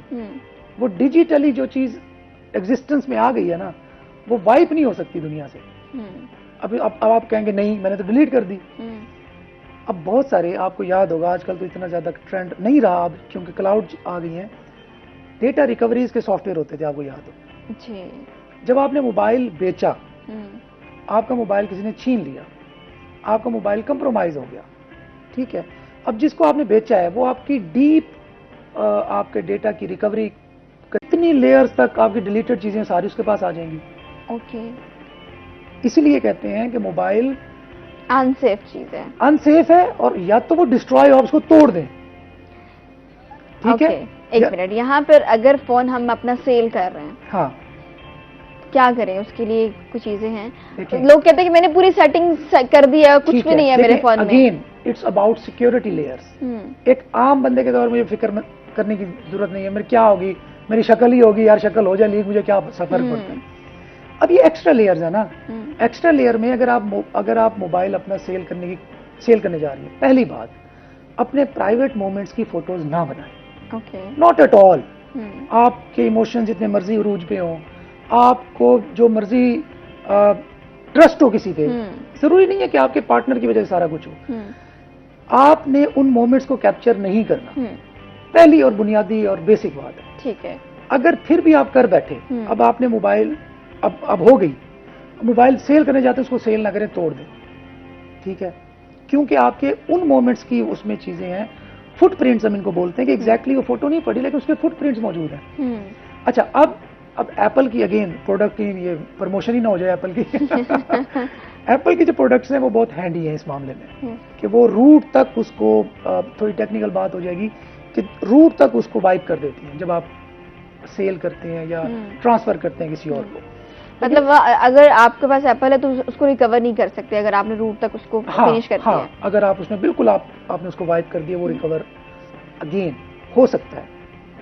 ये फिर इन डेप्थ जाने की बात है कि आपने किसी हैकर को दे दिया, आपने किसी ऐसे डेटा रिकवरी एक्सपर्ट को दे दिया जो कि उसको आज से कुछ अरसा पहले तक एक टर्म होती थी, जेल ब्रेक इसको हम बोलते थे 2014-15 में। तो अब उसने उसको डीप उसके अंदर चला गया, फिर भी हो सकता है, लेकिन अनलाइकली है। अब मैं डरा भी ना दूं कि वहां परेशानी हो जाए, अनलाइकली है, बट इट इज पॉसिबल, बात ही है। लेकिन जो हमारे एंड्रॉयड डिवाइसेज है ना, ये बहुत वल्नरेबल होते हैं। इसको आप जितना मर्जी रीसेट कर लें, ये फिर भी रिकवर इसमें से डेटा हो सकता है। तो इसमें बुनियादी बात, don't record your private moments at all.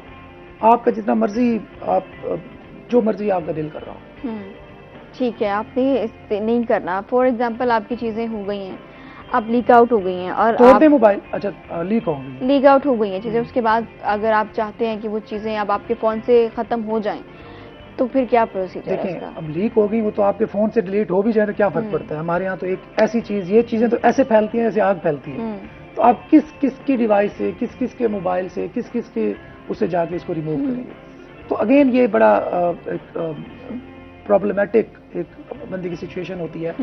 उसके लिए पाकिस्तान में तो ऑब्वियसली हमारा साइबर क्राइम का विंग बड़ा स्ट्रांग है, FIA ठीक का। हो गया।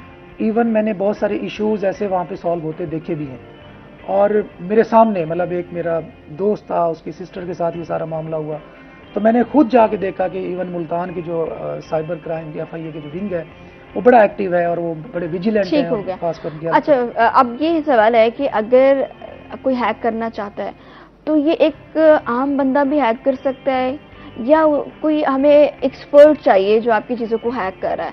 तो जाहिर है वो एक्सपर्ट तो जिसके जो इंटरेस्टेड होगा, जिसके साथ कोई क्लास चल रहा होगा आपका, वो इन डेप्थ जाएगा, वो सारी चीजें रूट तक पहुंचेगा और वो सारी चीजें आपको लीक आउट करेगा। ये बड़ा आसान है कि कोई भी आप देखिए, आप अपना मोबाइल मुझे 2 मिनट के लिए दें, अब मैं हैकर हूँ या नहीं हूँ, मैं हैक कर लूंगा। ओके, बस अब इसमें आपकी एक्सपर्टीज जरूरी नहीं है कि मैं बहुत बड़ा। ठीक है। ये तो आप फोन देके आप ऐप डाउनलोड की बात कर रहे हैं ना, अगर मैं फोन सेल कर रहा हूँ तो वो अगर जाहिर सी बात है वो कहीं ना कहीं चीजें होंगी तो वो इन डेप्थ मेरे फोन में जाएगा ना। इसने अगर सेल किया तो मैं चेक करूँ इसके फोन में क्या चीजें हैं। अगेन ये है तो सारा माइंड का मतलब वो कीड़ा ही है ना। बेसिकली बस ये पूछना चाह रही हूँ, बड़ा आसान काम है, कोई भी कर सकता है। अब एक दुकानदार को कीड़ा है इन चीजों का, नॉर्मली होता भी है। अब वो खुद उसको स्कैन करता है कि मैंने अब एक खूबसूरत दोशीज़ा आई थी, इसके फोन के अंदर कुछ ना कुछ होगा, तो मैं खुद उसके जो है ना डीप तक जाता हूँ और उसकी डेटा एक्सट्रैक्ट करने की कोशिश करता हूँ। उसमें तो फिर वो खुद भी कर सकता है। तो इसलिए एंड्रॉइड, देखें अगेन बात कुल मिला के आएगी कि डोंट रिकॉर्ड दोज मोमेंट्स। आपकी फोटो है, शक्ल है, हो जाए, इट्स ऑल राइट, कोई मसला ज्यादा नहीं है। उन मोमेंट्स को रिकॉर्ड नहीं करें, अदरवाइज वो वल्नरेबल है, सारी जिंदगी के लिए वल्नरेबल, जब तक उनकी ऑनलाइन प्रेजेंस रहेगी। ओके, ठीक हो गया। जैसे जैसे चीजें बेहतरी की जानिब जा रही है ना, वैसे वैसे खतरात भी बहुत बढ़ रहे हैं कि आप अगर कुछ चीज से फायदा हो रहा है तो उसके फिर नेगेटिव इम्पैक्ट बहुत सारी चीजें हैं। फिशिंग अटैक्स क्या है?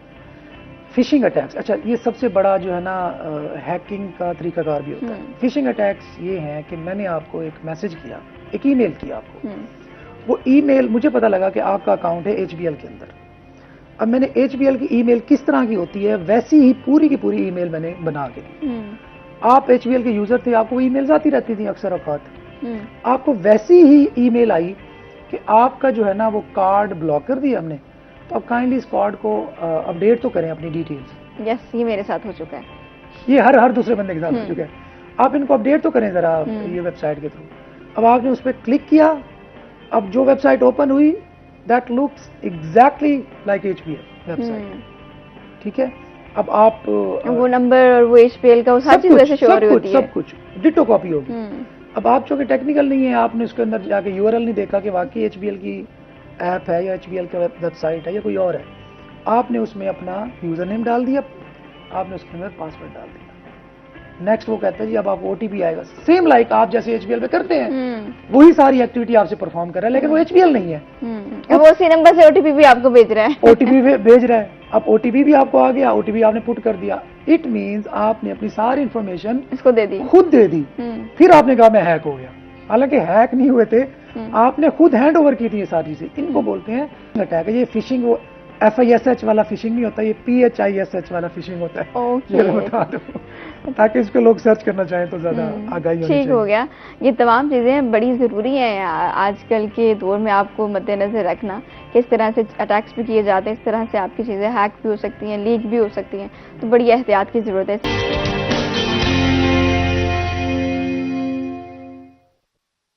तनवीर नांडल साहब हमारे साथ हैं। स्पाईवेयर क्या है? स्पाईवेयर ये क्या है? इसके जरिए सार्फिन किस तरह से आपकी मालूमात हासिल करते हैं? स्पाईवेयर्स यही होते हैं, जैसे मैंने अभी आपको बताया ना, कि आपके मोबाइल के अंदर या आपके कंप्यूटर के अंदर कोई ऐसा सॉफ्टवेयर डाउनलोड हो गया। ओके, ये सपोज, अच्छा अभी मैं आपको एक मजे का इंसिडेंट बताऊं कि हमारे यहाँ ना फ्रीलांसिंग होती है, मतलब जो हम सिखाते हैं, जो पाकिस्तान में बहुत ज्यादा हो रही है, उसमें एक नया ट्रेंड आया कि एक बंदे ने आपको कहा कि मैं आपको हायर करता हूँ। मैं खुश हो गया कि बिल्कुल जी, हमें तो हायर करेगा, पैसे देगा और हम डॉलर कमाएंगे। उसने साथ ही आपको एक फाइल भेजी कि ये फाइल डाउनलोड करके बताओ कि इसके अंदर ये फलां मसला है, तो ये मैं कैसे फिक्स कर सकता हूँ, अगर तुम ये फिक्स करने में कामयाब हो गए तो मैं तुम्हें हायर कर लूंगा और मैं तुम्हें डॉलर दूंगा। अब मैंने खुशी खुशी वो फाइल डाउनलोड कर ली, लेट्स सपोज, ठीक है। वो फाइल डाउनलोड की, एक्जी फाइल थी, उसको मैंने इंस्टॉल कर लिया। ठीक है, जो ही मैंने इंस्टॉल किया, इसको की लॉगर्स भी बोलते हैं। की लॉगर्स क्या होते हैं कि आप कीबोर्ड पे जितने भी टिक करेंगे, जितने भी क्लिक्स करेंगे, वो सारे एक एक करके जा रहे हैं। लेट्स सपोज आपने अपने पासवर्ड इनपुट किए हैं, वो सारा लॉग जा रहा है। आपने जितनी भी मतलब एक्टिविटी परफॉर्म की, पासवर्ड अपने बैंकिंग पासवर्ड इनपुट किए, जो कुछ किया, वो सारा कुछ चला गया। इस तरीके से आपका जो कंप्यूटर है वो समझ लें कंप्रोमाइज हो गया, हैक हो गया, और आप अनफॉर्चुनेटली कुछ कर भी नहीं सकते। अच्छा, इसके अंदर एक और टर्म यूज होती थी, रैंसमवेयर। रैंसमवेयर क्या होती है? रैंसम होता है ना कि आप किसी को अगवा कर लें, और अगवा करने के बाद आप क्या, रैंसम, अगवा बराए तावान जिसको बोलते हैं, तावान मांगे। डिजिटल भी इस तरह का होता है सीन। अच्छा, उसको हम बोलते हैं रैंसमवेयर।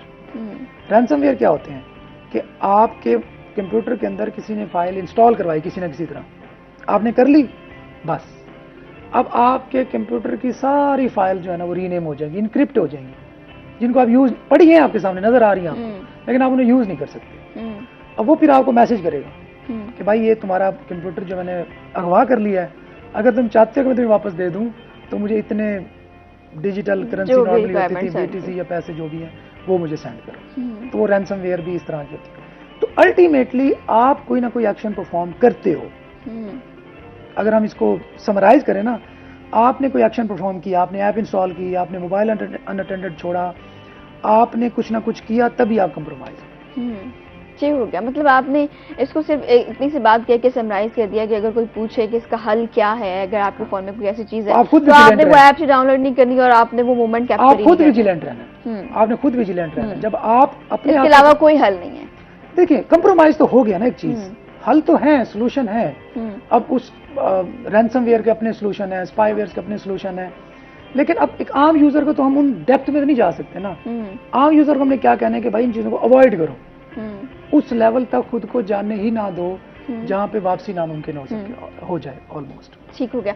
आप अपनी गैलरी से एक चीज डिलीट कर रहे हो, वो आपके ट्रैश में चली जाती है, आप उसको ट्रैश से डिलीट कर रहे हो, इसका मतलब है वो फिर भी मौजूद है। ठीक है, अब उसका कोई और हल नहीं है कि आप उसको अपने फोन से बिल्कुल ही वाइप करा दो? होती हैं डीप डिलीट का ऑप्शंस होती हैं, एप्स भी होती हैं जो डीपली आप खुद भी कर सकते हैं। आप खुद भी कर सकते हैं, लेकिन अल्टीमेटली उससे भी अगला एक्सपर्ट अगर दुनिया में मौजूद है तो उसको रिस्टोर कर लेंगे। ओके, ठीक हो गया। मतलब सिर्फ एक ही हल सर ने बताया कि आप इस मोमेंट को कैप्चर ना करें और आप अपने फोन को इस तरह से सेव रखें। बाकी अगर किसी ने करना है और अगर कोई आपके पीछे लगा हुआ है तो वो कहीं तक भी जा सकता है। हुकूमती क्रिप्टो करेंसी की अगर बात कर लिए तो उसको रेगुलेट करने में किन बड़े चैलेंजेस का सामना है? देखिए, इस चैलेंजेस से पहले तो सबसे खुशाइंद बात मैं इस मामले में कहूँगा कि हम गवर्नमेंट को बड़ा बुरा भला बोलते हैं हर जगह पे, हर मामले में, लेकिन इस मामले में जो है ना वो क्रेडिट जाता है कि क्रिप्टो करेंसी की जो पूरी एक काउंसिल है वो इस्टेब्लिश हो रही है पाकिस्तान के अंदर। ये बड़ा खुशाइंद बात है। अच्छा, इससे होगा क्या? इससे एक तो ये होगा कि रेगुलेट हो जाएगी क्रिप्टो करेंसी, जो कभी तक नहीं थी। अभी तक लोग क्या करते थे, ढके छुपे करते थे, और फिर प्रॉपर अवेयरनेस कैंपेन्स नहीं चलाई जा सकती थी क्योंकि इलीगल था। अब उससे क्या हुआ कि जो 2 नंबर ऐप्स हैं या जो फ्रॉडलेंट ऐप्स हैं। इससे पहले क्रिप्टो करेंसी है क्या, नाजरीन जिनको नहीं मालूम उनकी मालूमात के लिए? क्रिप्टो करेंसी है डिजिटल करेंसी। आपके पास रुपया पैसा है, फिजिकल फॉर्म में मौजूद है। अब डिजिटली करेंसी आ गई है जिसके अंदर मेनली आप कहते हैं बिटकॉइन, बीटीसी जिसको हम बोलते हैं। बीटीसी समेत सैकड़ों कॉइन्स हैं जिनको हम डिजिटल करेंसी या डिजिटल एसेट्स आप बोल सकते हैं। पाकिस्तान में ये अब तक लीगल नहीं था कि आप बीटीसी लेन देन नहीं कर सकते, सेल बाय नहीं कर सकते, इन्वेस्ट नहीं कर सकते लीगली। तो क्या हो रहा था बड़े पैमाने पे, लेकिन लीगल नहीं था। अभी गवर्नमेंट ने ये इनिशिएटिव लिया है कि पूरी एक काउंसिल बना दी है जो कि इन सारे मामलात को कि क्रिप्टो करेंसी को लीगल करना है तो उसको रेगुलेट करने के क्या मैकेनिज्म होंगे, मतलब टैक्स होगा तो कितना होगा, ऑफिशियल अगर जो वॉलेट्स होंगे तो कौन ऑपरेट कर सकते हैं। अभी तो ये था ना कि कोई भी ऐप मुंह उठा के जो है ना कह देती थी कि हमारे पास इन्वेस्ट करें, हम आपकी बीटीसी डबल करके आपको दे देंगे, तो वो रेगुलेट हो जाएंगे। अब ये इसलिए मैं खुशाइंद कर रहा हूँ कि लोग स्कैम से बहुत हद तक बचेंगे, और जो इन्वेस्टर डरते थे कि यार हमें एफआईए ना उठा ले, हमें जो है ना हमारे जो बैंक अकाउंट्स हैं वो सीज ना कर दिए जाएं, उनको थोड़ी तसल्ली हो जाएगी कि वो रेगुलेट है, कानूनी शक्ल है, मेरे साथ कुछ फ्रॉड होता है तो मैं प्रॉपरली एफआईए के पास जा सकता हूँ। अब तक क्या होता था, अगर आपके साथ कोई फ्रॉड हो गया है तो आप एफआईए के पास इसलिए नहीं जाते थे कि वो लीगल नहीं है, वो तो पहले आपसे पूछेंगे आप इन चीज़ में इन्वॉल्व थे ही क्यों, हमारे हैक हो गए नहीं हो गए तो बाद की बात है ना, पहले ये बताओ तुम ये काम कर क्यों रहे थे जो इलीगल था। तो बहरहाल ये बड़ा एक खुशाइंद बात है। चैलेंजेस क्या दरपेश हैं, ऑब्वियसली सबसे बड़ा चैलेंज जो इसमें गवर्नमेंट को दरपेश था, मुझे लगता है, दो कि ऑफिशियल स्टांस नहीं है उनका, वो है मनी लॉन्ड्रिंग। इसके थ्रू मनी लॉन्ड्रिंग बड़ी आसान है। लेट्स सपोज कि आप यहाँ से 1 करोड़ रुपए का बीटीसी लेते हैं, आप बैंक से निकलवाते हैं, आप किसी को बाय हैंड कैश देते हैं, वो आपको बीटीसी देते हैं। अब बीटीसी आप जाके दुबई ट्रांसफर करें, आप यूएसए ट्रांसफर करें, आप मलेशिया ले जाएं, जहाँ मर्जी ले जाएं, ठीक। तो वो एक ऐसा चैनल जो ट्रेसेबल भी नहीं है।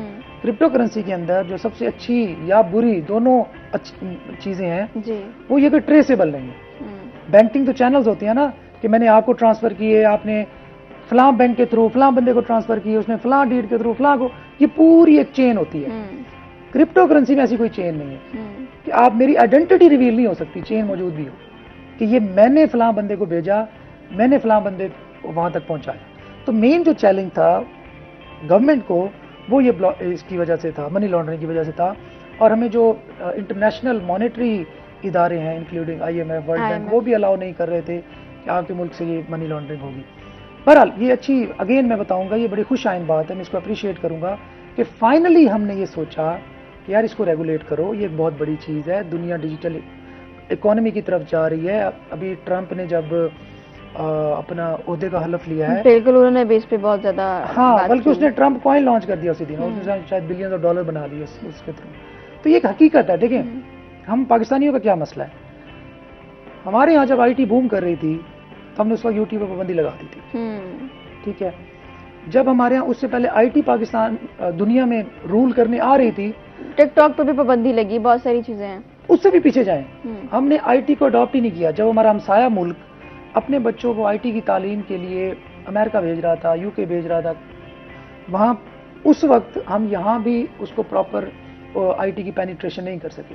उसका रिजल्ट क्या निकला, आज गूगल का CEO इंडियन है, आप माइक्रोसॉफ्ट के टॉप टियर पोजीशन में देखें, आप यू नेम इट, आप कोई भी बड़ी कंपनी, टेक कंपनी उठा के देख लें, उसके बड़ों में आपको ज्यादातर इंडियन नजर आएंगे।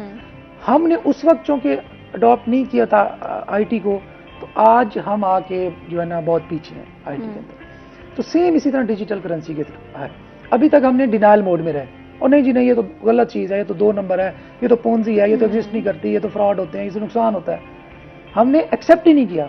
तो इसलिए मैं इसको खुशाइंद इसलिए कह रहा हूँ कि फाइनली आपने ये एडमिट तो कर लिया ना कि यार दिस इज अ थिंग जो कि ना सिर्फ आप इंडिविजुअल्स की लाइफ को बेहतर बना सकती है, बल्कि मुल्क की। अच्छा, जिस तरह आपके सोने के ज़खायर होते थे ना, उसी तरह दुनिया के बहुत सारे मुल्कों ने बिटकॉइन के ज़खायर, एसेट जो है ना अपने पास रखे हुए कि हमारे पास इतने ट्रिलियन का जी लेट्स सपोज सोना है, अब वो कहते हैं हमारे पास इतने ट्रिलियन का BTC पड़ा है। तो इतनी बड़ी सच्चाई हकीकत है जिसको हम जुटला नहीं सकते। ठीक हो गया, ये सारी चीजें जिस पे फोकस करना चाहिए, जो जिसका वक्त होता है उसको उसी वक्त पे अगर अडॉप्ट कर लिया जाए तो चीजें ज्यादा आसान हैं।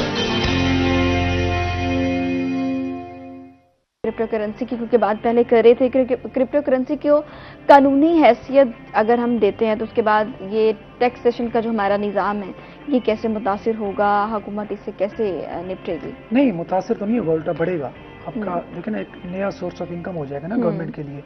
अभी जो क्रिप्टो की trading, buying selling, investing Pakistan में हो रही है, वो ऑफ द रिकॉर्ड हो रही है ना, क्योंकि लोग इलीगल होने के डर से उसको डिक्लेयर नहीं करते जी। तो जब ये प्रॉपरली एक अम्ब्रेला के अंडर ये सारा कुछ होगा, उसमें टैक्सेशन गवर्नमेंट को हर ट्रांजैक्शन पे पैसे मिलेंगे। सेम यही किया इंडिया ने, उन्होंने भी रेगुलेट किया, और उन्होंने शायद कोई 5-6 साल पहले कर लिया था अच्छे टाइम पे। तो उन्होंने क्या किया, उन्होंने I guess I am not sure कि लेकिन 20 to 30% में टैक्स लगा दिया कि लेट्स सपोज मैं आपको BTC की कोई ट्रांजैक्शन कर रहा हूँ तो उस ट्रांजैक्शन में 20% गवर्नमेंट को जाएगा। तो ये गवर्नमेंट के लिए बहुत बड़ा सोर्स ऑफ इनकम होगा। ठीक हो गया। इसमें स्टेट बैंक भी शामिल है इसमें? इसका किरदार है कोई? ऑब्वियसली देखिए, स्टेट बैंक का तो किरदार, जितनी भी ये तो रेगुलेट होगी ना, ये पॉलिसी फिर सामने आएगी। अभी तो हमने एक कौंसल का समझ लें कि उसको मुकर्रर किया है कि यार ये कौंसल बननी चाहिए और उसके ये टास्क होंगे। अब ये सारी चीजें अनर्थ होंगी कुछ अरसे बाद। जो लोग इसमें सरमायाकारी करना चाहते हैं तो अभी वेट करें जब तक चीजें क्लियर नहीं होती, जब चीजें क्लियर हो जाएंगी, या अभी से वो अपना काम सेटअप स्टार्ट कर दें? देखें, अभी तो लीगल नहीं है, जो मुझे इन्फॉर्मेशन है, अभी ये लीगल नहीं है। अभी आप लेट्स सपोज आपने किसी से बाय किया BTC और वो था ही एक्सचेंजर जिसको बोलते हैं, जिसका काम यही होता है कि इनसे 5 रुपए की चीज़ लेगी, आपको 5.5 रुपए की देनी, ठीक है। अगर आपने उस एक्सचेंजर के अकाउंट में पेमेंट की और उसका अकाउंट डिटेक्ट हो गया, हमारे इदारों ने कर लिया, तो उससे मुंसलिक जितने भी अकाउंट्स होते हैं वो सारे मंजमद कर दिए जाते हैं। तो अभी तक तो ये सिचुएशन है, इसलिए अभी इस तरफ ना आए। जब ये रेगुलेट हो जाए देन आप जरूर इसके अंदर जंप इन कर सकते हैं। उसके साथ जंप इन करने में उसका ये मतलब नहीं है कि आपको पैसे आने लग जाएंगे। 98% लोग इसमें नुकसान करते हैं। ये जो आपकी ऑडियंस है ना, ये सुन लें, 98% चांसेस हैं कि आप नुकसान करेंगे, 2% चांसेस हैं कि आपको फायदा होगा। तो बहुत बड़ी रेशो है। जी। बहुत सारी चीजें इसमें आ जाती हैं फिर, अगर आप 98% कह रहे हैं। जो सुन रहे होंगे वो यही कहेंगे यार मेरे साथ तो नुकसान हुआ था, शायद उनमें से कोई कहेगा यार मुझे फायदा हुआ था, क्योंकि ट्रिकी चीज है ना। देखिए, हमारे यहाँ ना मसला ये है। तो फिर सब क्यों कहते हैं कि अगर ये करेंगे तो करोड़पति बन जाएंगे? करोड़पति क्योंकि बन सकते हैं ना। तो पोटेंशियल तो है, रेशो तो 2% है ना, पोटेंशियल तो है। हाँ। जो बंदा नुकसान करता है बताता थोड़ी है कि मेरा नुकसान हो गया, मैं लुटा गया हूँ। ये भी चीज पोटेंशियल है, एक चीज रियल है, लेकिन हाईली वोलेटाइल है ना। एक BTC आज $75,000 का है, 2017 में $700 का था। जब उस टाइम 100 रुपए का जब डॉलर था, उस वक्त $700 का, 70,000 रुपए का एक BTC था। आज वो एक BTC 3 करोड़ का है। दुनिया में कोई ऐसा बिजनेस है जो विद इन 8 years 70,000 रुपए की चीज 3 करोड़ की हो जाए? क्या मतलब तो ये वाली चीजें जो है ना, वो अंदर लालच पैदा करती है, यार ये तो बड़ी फैसिनेटिंग चीज है। तो जब बंदा अंदर आता है, सब्र नहीं होता, या तो आपके अंदर सब्र हो। इसके अंदर बुनियादी चीज है पेशेंस, कि आप 2018 में इन्वेस्ट करके 2025 का वेट कर सकते हैं। अगर कर सकते हैं तो फिर करें, फिर जरूर, बहुत अच्छी चीज है। आप ये कहेंगे आज मैंने पैसे लगाए और रात को मैं बेच दूं, तो ये ऐसा नहीं होता, फिर मसले हैं। पिच पे ना कुछ चीजें ऐसी भी चली थी कि लाइक कुछ स्कीम्स चली थी कि आपने इतना इन्वेस्ट करना है, फिर आपको इतने मंथली मिलने हैं। तो वो पाकिस्तान में वो फिर आपको पता है कि वो फ्रॉड काफी ज्यादा सामने आया। ऑलमोस्ट 55 बिलियन रुपीस का फ्रॉड हुआ पाकिस्तान में, 55 अरब रुपए का। अच्छा, इससे भी ज्यादा सरप्राइजिंग आपको एक फैक्ट बताऊं, उसमें पाकिस्तान का कौन सा ऐसा शहर होगा जो सबसे ज्यादा मुतासिर हुआ? कौन सा? मुल्तान? राजनपुर। राजनपुर जैसा, जो कि पंजाब का सबसे पसमानदा जिला है। हाँ। वहां के लोगों ने सबसे ज्यादा पैसा कमाया इस चीज में। अच्छा। क्यों? अवेयरनेस नहीं होती, रातों रात अमीर बनने का जो शौक होता है वो तबाह करता है।